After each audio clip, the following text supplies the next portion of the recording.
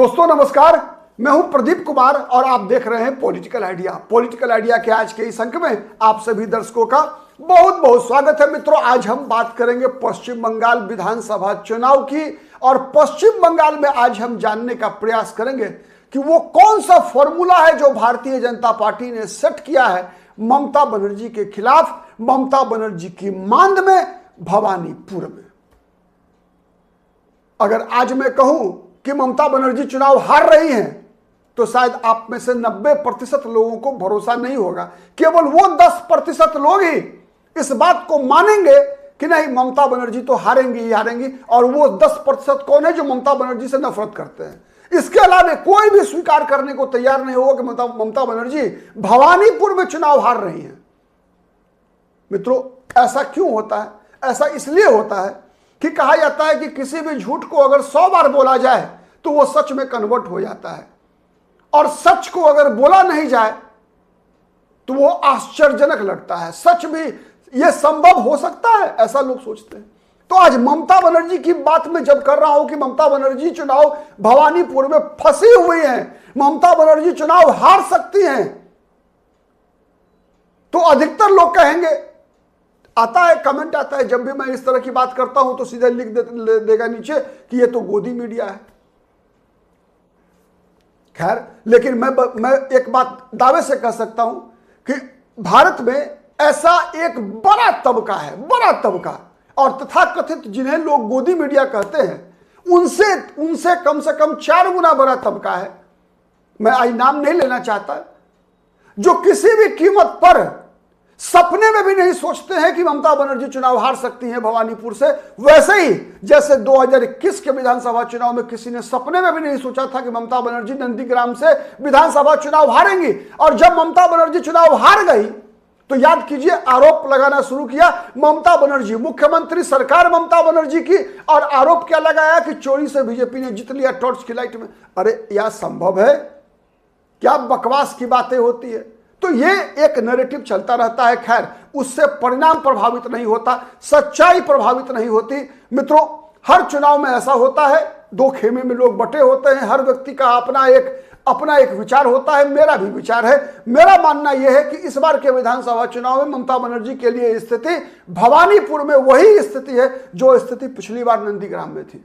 मैं क्यों कह रहा हूं तो ये आंकड़ों पे आधारित मैं बात बता रहा हूं। मित्रों, सबसे पहले समझिए कि पिछली बार ममता बनर्जी चाहे उपचुनाव जीती हो, क्योंकि मुख्यमंत्री बनने के लिए उनको बाई इलेक्शन जीतना पड़ा, भवानीपुर से दूसरे उम्मीदवार को टिकट मिला था, लेकिन ममता बनर्जी जब लड़ी तो ममता बनर्जी भारी मतों से जीती, इसलिए कि ममता बनर्जी के खिलाफ कोई बड़ा चेहरा था ही नहीं।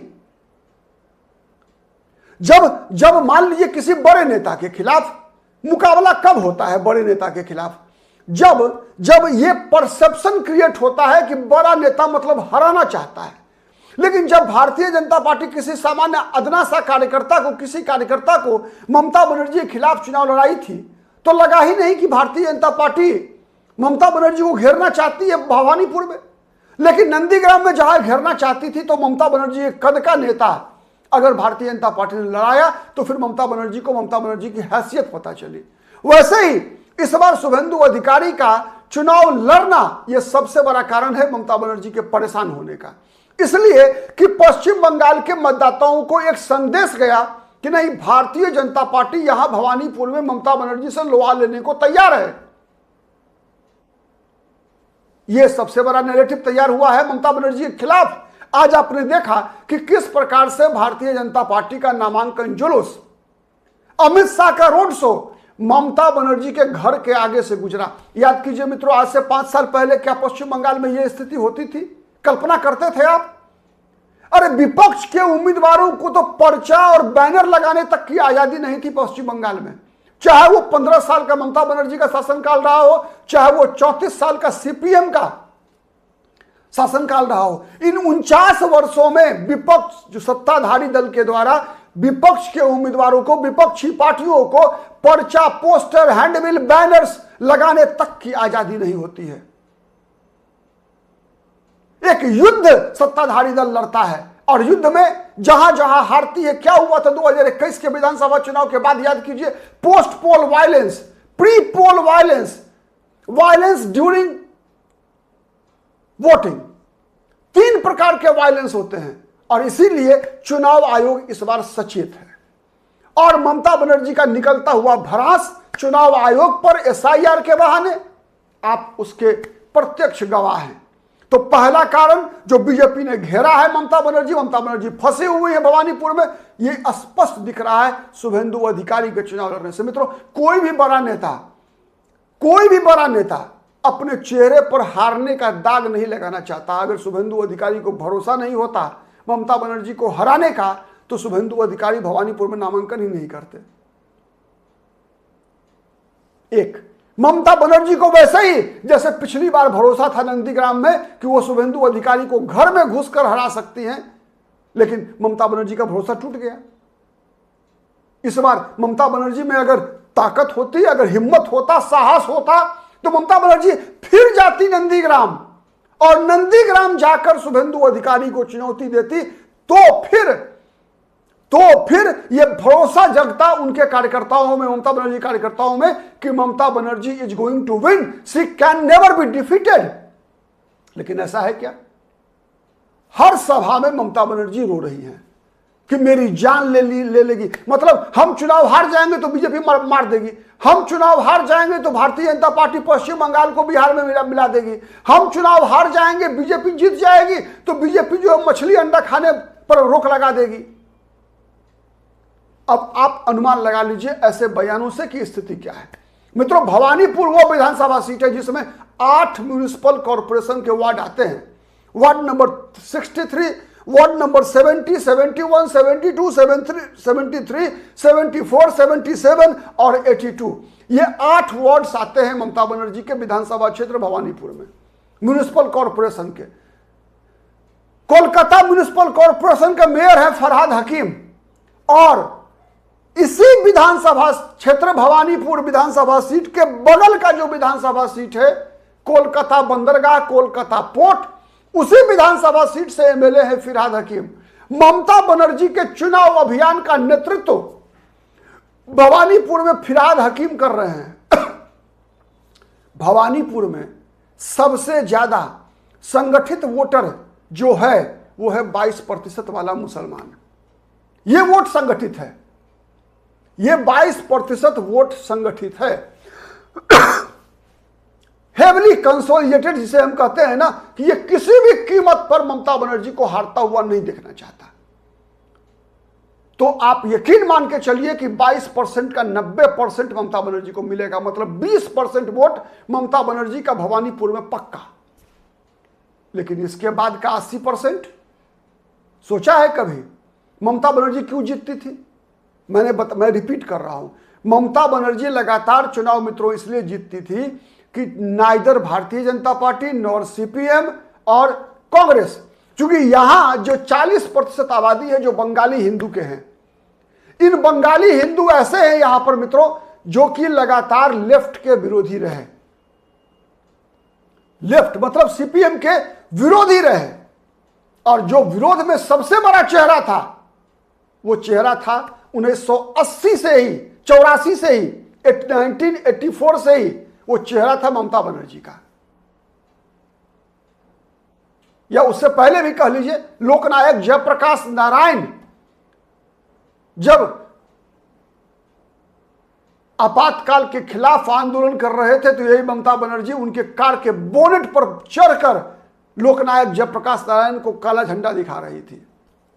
तो अब कितने बड़ी लोकतंत्र की सिपाही हैं आप समझ सकते हैं, अनुमान लगा सकते हैं। खैर वो अलग विषय है। बाद में ममता बनर्जी बीजेपी के साथ रही, कांग्रेस के साथ रही, सबके साथ रही। लेकिन सबसे बड़ा बात क्या है? सबसे बड़ी बात यह है कि 22% मुसलमान मतदाता जो कि ना ममता के समर्थक है ना जो कांग्रेस के समर्थक है, ये मतदाता वो है जो एट एनी कॉस्ट, किसी भी कीमत पर वो चाहते हैं कि बीजेपी हारे, बीजेपी नहीं जीते। वो ममता बनर्जी के सगे नहीं है, कल बदल सकते हैं। अगर बीजेपी के मुकाबले कोई दूसरी ताकत आ जाएगी तो उसको वोट देंगे, ममता बनर्जी को पूछेंगे भी नहीं, चिमटे से भी नहीं पूछेंगे। वैसे ही जैसे 2021 के विधानसभा चुनाव में कांग्रेस को अंगूठा दिखा दिया ना, सबसे बड़ी डार्लिंग पार्टी होती थी कांग्रेस मुसलमानों की। 2016 में मालदा मुर्शिदाबाद के इलाके में टीएमसी से ज्यादा वोट मुसलमानों का मिला था कांग्रेस पार्टी को। लेकिन 2021 में कांग्रेस को अंगूठा दिखा दिया। इस क्यों? एक कारण था केवल, 2016 विधानसभा चुनाव में मुकाबला ममता बनर्जी और कांग्रेस के बीच था, तो Congress was first preference, Congress was first preference. और जब 21 में ममता बनर्जी का मुकाबला बीजेपी के साथ था तो सबको लगा कि वोट बटेंगे तो ममता बनर्जी के समर्थक मुस्लिम मतदाताओं को लगा बटेंगे तो कटेंगे, मतलब हार जाएंगे। इसीलिए सबने, यहां तक कि अब्बास सिद्दीकी की पार्टी को भी मुसलमानों ने वोट नहीं दिया, केवल 1 सीट। और कांग्रेस सीपीएम तो लड्डू 0। यह ऐसा रिकॉर्ड पश्चिम बंगाल के विधानसभा में मित्रों कि जब वाम मोर्चा लड्डू, कांग्रेस लड्डू हो जाए, कल्पना करते हैं कितना ध्रुवीकरण था मुसलमानों का ममता बनर्जी के पक्ष में, कि ना रहा न कोई, कुल में रोवन हारा वाली स्थिति हो गई कि एक भी वंश में कोई नहीं बचा, न कांग्रेस पार्टी के, न सीपीएम के, न सीपीआई का, न फॉरवर्ड ब्लॉक का, न आरएसपी का, किसी का भी नहीं बचा, कोई नहीं बचा। जैसे रावण के खानदान में कोई नहीं बचा था रावण के, उसी प्रकार से पश्चिम बंगाल में एक भी चेहरा नहीं बचा कांग्रेस पार्टी में और पश्चिम बंगाल के विधानसभा में बैठने वाला कोई वाम मोर्चा का विधायक। क्यों? एकमात्र कारण था मुसलमानों का एकजुट वोटिंग, और वही ममता बनर्जी की सबसे बड़ी ताकत है भवानीपुर में भी। लेकिन इस बार चूंकि ममता बनर्जी को चुनौती मिल रही है, देखिए ममता बनर्जी पिछले विधानसभा चुनाव में भी बीजेपी ने तो 25 गुना बेहतर प्रदर्शन किया, लेकिन बीजेपी सरकार नहीं बना पाई। कारण क्या था? बीजेपी के समर्थकों को या ममता बनर्जी के विरोधियों को यह भरोसा ही नहीं था कि भारतीय जनता पार्टी बूथ पर या चुनाव से पहले या चुनाव के बाद अपने वोटरों को, अपने समर्थकों को टीएमसी के लोगों से रक्षा कर पाएगी, सुरक्षा दे पाएगी, मार खाने से बचा पाएगी। इस बात का भरोसा नहीं था। बताइए ईमानदारी से क्या स्थिति हुई चुनाव परिणाम आने के बाद? अधिकतर उन इलाकों में जहां बीजेपी को वोट दिया था, बीजेपी को जीती थी, उन इलाकों के हिंदू मतदाताओं को जगह छोड़कर भाग जाना पड़ा असम की तरफ, याद है ना? तो भारतीय जनता पार्टी को वोट कम मिला, कम सीटें जीती बीजेपी। उसका एकमात्र और सबसे बड़ा कारण यह था कि भाजपा को वोट देने वाले मतदाताओं के अंदर विश्वास की कमी, कि बीजेपी उनकी रक्षा कर पाएगी चुनाव से पहले या चुनाव के बाद। सच है या गलत है बताइएगा। तो इसीलिए अब बात 78% की, 22% तो किसी भी कीमत पर इमली पीकर जैसे भी होगा ममता बनर्जी को ही वोट डालेंगे। 1% वोट नहीं बटेगा, याद रखिएगा। वहां जो हुमायूं कबीर की पार्टी के उम्मीदवार हैं, आप देखते रहिएगा 4 अंकों में वोट नहीं पूछेगा, मतलब 1000 का आंकड़ा भी पार नहीं करेगा फरहाद हकीम के उम्मीदवार को। आप ये रिकॉर्ड रखिएगा, जबकि 22% मुसलमान है वहां। इसके अलावे भारतीय जनता पार्टी के लिए जो 78% वोटर्स बचते हैं मित्रों, उसमें आप याद रखिए 2 प्रकार के वोटर हैं, आधा हिस्सा उन बंगालियों का है जिन्हें अंग्रेजों ने भद्रलोक कहा था, जिन्हें अंग्रेजों ने अंग्रेजी शिक्षा प्रदान की, जिनको लगता था कि अंग्रेजी भाषा में बात करना मतलब प्रोग्रेसिव होना है, जिनको लगता था कि मंदिर जाना दकियानूसी विचार है, जिनको लगता था कि बांग्ला और हिंदी में बात करना छोटेपन की निशानी है, ऐसे जिन्हें भद्रलोक कहा जाता है पश्चिम बंगाल में, ब्राह्मण, कायस्थ, वैद्य समाज के लोग, इनकी आबादी लगभग 40% है। और दूसरा 40% कौन है मित्रों? गैर बंगाली हिंदू। आपको बताऊं मित्रों एक चीज, बंगाल, कोलकाता भारत की औद्योगिक राजधानी हुआ करती थी, और कोलकाता एक ऐसा जगह है मित्रों जहां पर कि जो कि इसे कॉस्मोपॉलिटन सिटी कहा जाता है। क्यों? इसलिए कि वहां पॉपुलेशन एक तरफा नहीं होती, चाहे वो मुंबई हो, चाहे वो दिल्ली हो, चाहे वो कोलकाता हो, चाहे वो चेन्नई हो, चाहे वो बेंगलुरु हो, ये सब का कैसे है? कॉस्मोपॉलिटन सिटीज हैं। चाहे पाकिस्तान का कराची हो, चाहे लाहौर हो, चाहे बांग्लादेश का चटगांव हो, चाहे बांग्लादेश का ढाका हो। मित्रों, पाकिस्तान से, चटगांव से, ढाका से, रावलपिंडी से, लाहौर से, कराची से सबसे ज्यादा कौन भाग कर आया था? किसकी संपत्ति छीन ली गई थी? किसकी बेटी बहुओं के साथ दुराचार हुआ था पाकिस्तान के अंदर? किसे अपनी संपत्ति औने पौने दाम में बेचकर भाग कर आना पड़ा था? कई तो कट कर आए थे, कुछ लौट कर आए थे। कौन थे वो लोग? आपने सुना होगा, कराची, लाहौर, चटगांव, ढाका, रावलपिंडी, ऐसे जगहों पर भारत के व्यापारी वर्ग वहां के अर्थव्यवस्था पर वे महत्वपूर्ण भूमिका निभाते थे। चाहे वो मारवाड़ी हो, चाहे वो पंजाबी हो, चाहे वो गुजराती हो, चाहे वो सिंधी हो।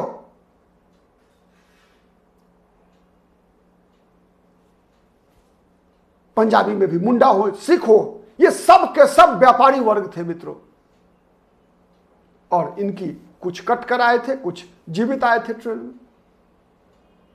आज कोलकाता में भी ऐसे ही एक महानगर है, तो यहां भी इस प्रकार की आबादी बड़ी संख्या में है। और इन सब के साथ बिहार, उत्तर प्रदेश के लोग, मारवाड़ी, गुजराती, सिंधी, व्यापारी, पंजाबी, सिख, कारोबारी वर्ग जितने हैं, और साथ में बिहारी मजदूर, बिहारी सरकारी नौकरी करने वाले लोग, मतलब बिहारी में आप कह सकते हैं कि हर वर्ग में है, लेकिन ज्यादा चतुर्थ वर्गीय लोग हैं। कार चलाने वाला, टैक्सी चलाने वाला, ऑटो चलाने वाला, चाय का दुकान चलाने वाला, खोमचा चलाने वाला, रिक्शा चलाने वाला, ये बिहारी सबसे ज्यादा मिलेगा। तो इन सब को मिलाकर लगभग 40% और 35% लगभग कह सकते हैं आप, 35-36 के प्रतिशत के आसपास वो बंगाली भद्र लोग हैं। तो वर्तमान जो स्थिति है मित्रों, उसमें 22% जो मुस्लिम मतदाता है ममता बनर्जी के साथ है, और ये 40% लगभग मतदाता बीजेपी के साथ है। और इसीलिए ममता बनर्जी की हर सभा में ममता बनर्जी बिहार, उत्तर प्रदेश के लोगों के लिए नफरत फैला रही है। ममता बनर्जी चाहती है कि ये 22% मुसलमान प्लस पश्चिम बंगाल का जो 40 लगभग 35-36% जो भद्र लोग है, वो इकट्ठा हो जाए, एकजुट हो जाए, और भवानीपुर में ममता बनर्जी जीत जाए।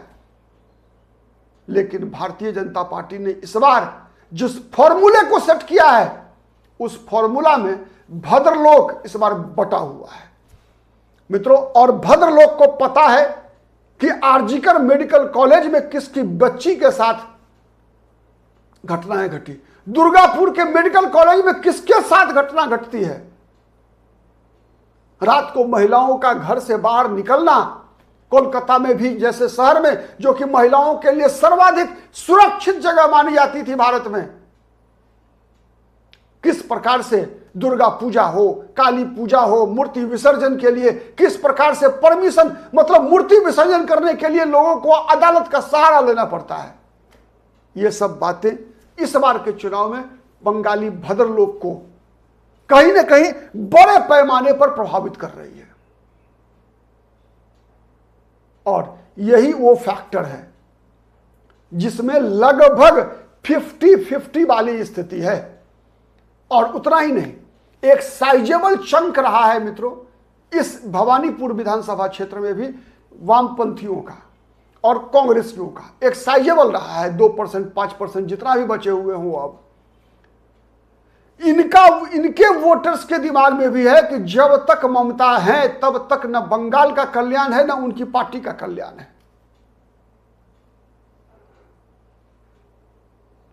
तो इस बार वामपंथी माइनस मुस्लिम वामपंथी, वैसे मुसलमानों में वामपंथी होते नहीं है।